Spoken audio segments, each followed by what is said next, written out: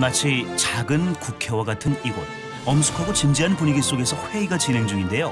박원순 서울시장의 모습도 보입니다. 기부 개편, 예산 편성 이런 것들을 하도록 시의회와 충분히 협의를 드리도록 하겠습니다. 무엇을 하는 곳인지 눈치채셨나요? 이것은 서울시의 입법기관인 서울시의회입니다. 대표 연설의 상정합니다. 자주 들어보긴 했지만 잘 안다고 할 수 없는 서울시의회가 내년이면 개원 60주년을 맞는다는데요. 오늘의 서울을 있게 한 서울시의회의 발자취를 따라가 보겠습니다.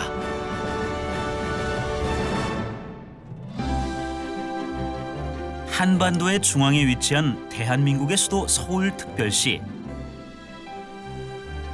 우리나라의 정치, 경제, 문화, 교통의 중심지입니다. 1,000만 시민이 살아가고 있으니 시의회 역시 무언가 바쁘게 돌아가고 있을 텐데요. 그렇다면 서울시의회에서는 시민을 위해 무슨 일을 하는 기관일까요? 지방자치라는 건 지역 주민과 호흡을 같이 하는 겁니다. 지역에 뭘 하는 것이 좋겠다. 이걸 유치하는 게 좋겠다. 이런 걸 과정을 거치면서 완성을 해내는 것이 지방자치. 그러니까 지역 주민들의 같이 할 수 있다는 것이 지방자치입니다. 지방자치단체의 의회에서 제정되는 자치법규를 조례라고 하는데요. 시의회가 하는 일 중 하나는 시민을 위한 조례를 만드는 것입니다.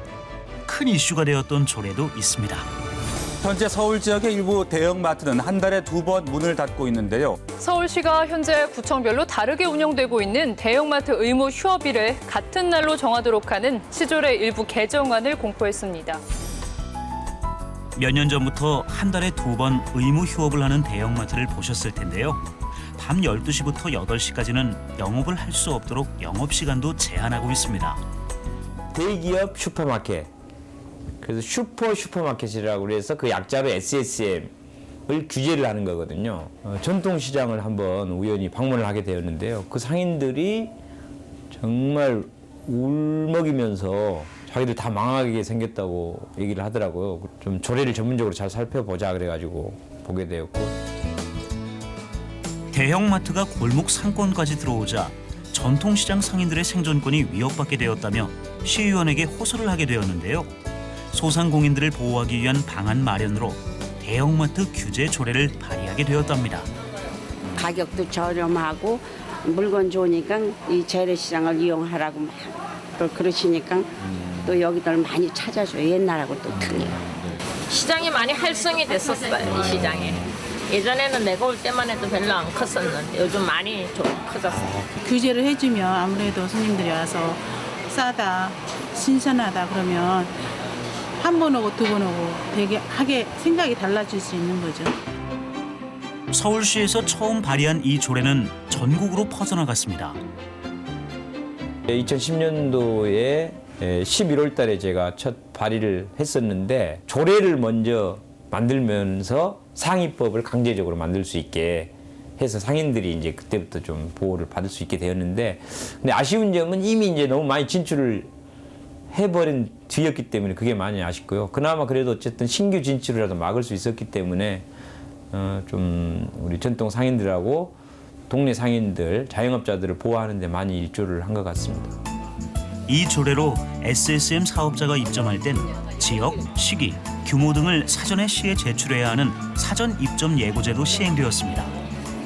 경쟁력이 없으면 이제는 뭐 고객들을 오시라고 할 수도 없는 거 아닙니까? 그래서 저희들이 먼저 경쟁력이 있는 그런 준비를 하고 나서 정부의 지원도 뭐 지금 많이 해주고 있지만은 주차장 문제라든가 또 여러 가지 편의시설 문제라든가 이런 부분들이 갖춰지고 준비를 철저히 하고 나서 우리가 손님 맞이를 해야 되지 않겠는가 이제 이런 생각을 많이 하고 있습니다. 저희들도.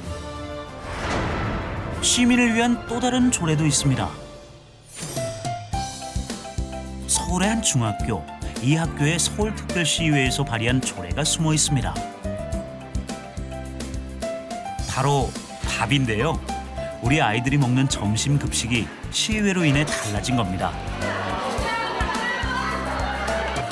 이전엔 저소득층인 초등학생과 중학생들에게만 무상급식을 지원했었는데 차별적 복지가 아닌 보편적 복지를 위해 좋은 식재료로 만든 급식을 모든 학생이 차별 없이 먹을 수 있도록 하자는 친환경 무상급식 조례를 발의한 것입니다.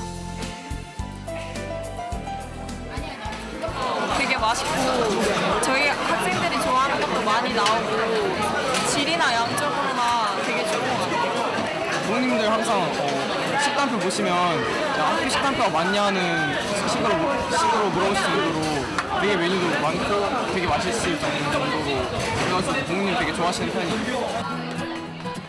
많은 예산이 필요한 일이라 반대 의견도 많았고 실현될 수 있을지 걱정하는 목소리도 높았는데요. 특위를 만들면서 예산 문제나 조례 문제도 전적으로 책임을 졌었고 현장에 학교에 가서 학부모들 간담회도 아주 많이 했습니다. 그리고 친환경 농법을 짓는 농민들과의 관계도 맺으면서 저희가 친환경 무상급식 인식 확대를 위해서 아주 많은 일들을 했었고요. 조례가 시행된 것은 2011년 11월. 이후 조리실부터 달라졌습니다. 무농약 쌀, 무농약 채소, 무항생제 축산물 등 안전하고 품질이 인증된 재료를 사용해 조리하기 때문입니다. 성장기인 아이들의 건강을 생각하는 부모님의 마음을 담은 건데요. 아직 해결해야 될 것들이 남아 있습니다. 조례를 처음 발의할 땐 성장기 영유아와 아동 및 청소년들을 대상으로 지정했으나 예산 문제가 아직 남아 있습니다. 사실 고등학교까지도 이제 친환경 무상급식이 좀 확대되면 좋겠는데 역시 뭐 그건 재원의 문제거든요. 그래서 저희 이제 중앙정부하고 협의를 해서 친환경 무상급식을 중앙정부의 재원으로 마련하면 중학뿐만 아니라 고등학교까지도 모든 아이들이 친환경 무상급식이 가능하도록 노력을 하겠습니다. 현재 940개의 초등학교와 중학교가 지원받고 있으며 그 학생 수는 70만 5천여 명 정도. 좋은 재료로 무상급식을 지원하다 보니 가계 부담이 완화되고 학생들의 건강에 도움이 되는 등 순기능이 있다는 평가를 받고 있는데요. 아이들의 식습관 개선과 정서적 안정 등 부수적인 효과도 기대하고 있습니다.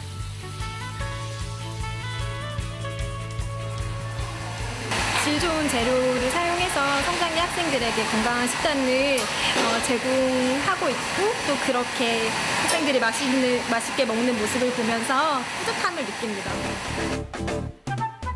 현재 일반 초등학교와 국공립중학교에서 이루어지는 친환경 무상급식 대상은 사립초등학교와 국제중학교 등으로 확대될 예정입니다.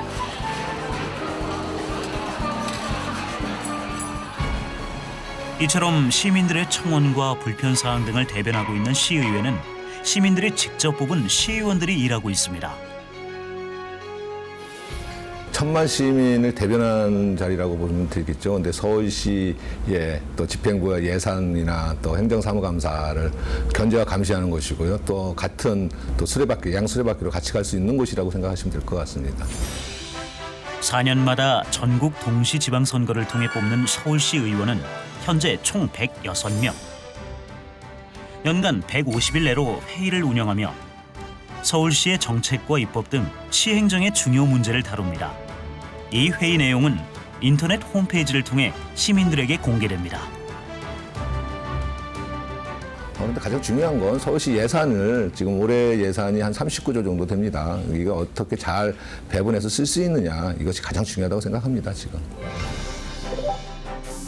시의회는 효율적인 의회 운영과 각종 의안을 전문적으로 심사하기 위해 10개의 상임위원회를 두고 있습니다.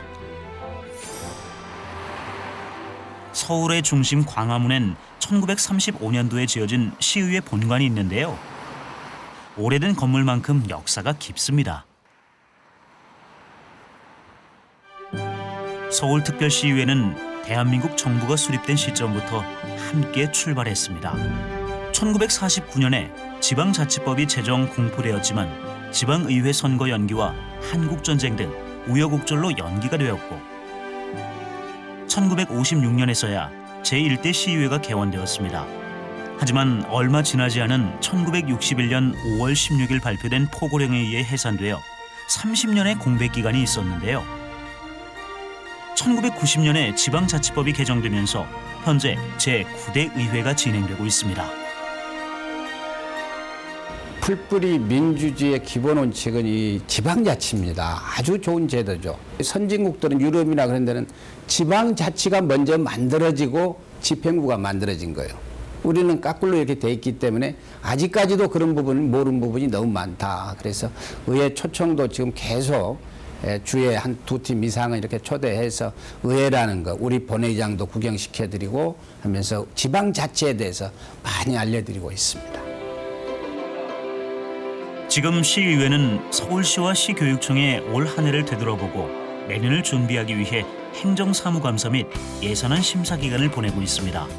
현재와 과거 사이의 흐름을 대하고 있습니다. 42일간 진행되는 일정 속에서 시행정과 교육행정 사항들이 논의되고 2016년 예산을 어떻게 쓸지 결정하게 됩니다. 앞으로 다가올 16년도도 철저히 준비해서 살기 좋은 서울시를 만들어가는 것에 우리 모두가 온 힘을 다해야겠습니다. 시민의 곁에서 시민을 대변해온 서울특별시의회. 시민들이 좀 더 관심을 갖는다면 더 나은 서울시를 만들어 나갈 수 있지 않을까요? 예산 심의를 철저히 분석해서 함으로써 우리 서울 시민에게 더 다가갈 수 있고 또한 더 나가서 앞서가는 서울시 의회를 만들겠노라고 생각을 하고 있습니다. 시민들의 복지와 안전, 그리고 편안한 생활을 위해 우리의 생활 속 깊숙이 자리 잡은 서울특별시의회. 오늘의 서울시를 만들어낸 숨은 기관이었는데요. 앞으로 시민 누구나 문을 두드릴 수 있는 소통의 장으로서의 더욱 친숙한 시의회가 되기를 바랍니다.